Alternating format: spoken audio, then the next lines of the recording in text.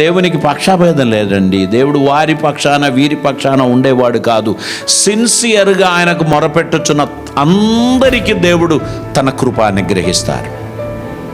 ఈరోజు ప్రభు సన్నిధిలో మన హృదయాలను మనం సమర్పించాల్సినటువంటి అవసరం ఉంది. ఆయన మనల్ని ప్రేమిస్తున్నాడు. ఆయన మన జీవితంలో అద్భుతం చేస్తున్నాడు. ఒక్క విషయం గుర్తుపెట్టుకోండి, you cannot save yourself. నిన్ను నీవు రక్షించుకోలేవు. You need somebody to save you. మనలని మనం రక్షించుకోవడానికి వీలు లేదు గనక మనకు రక్షకుడు అవసరం. మనం పరిశుద్ధ వాక్యం నుంచి తీతు గ్రంథం 3వ అధ్యాయం 5వ వచనం చదవండి.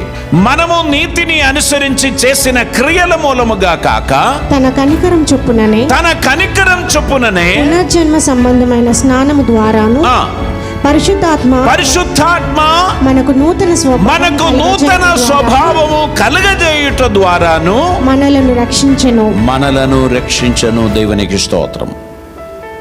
ఇది మన ద్వారా జరిగినది కాదు, దేవుని కృప ద్వారా జరిగినది.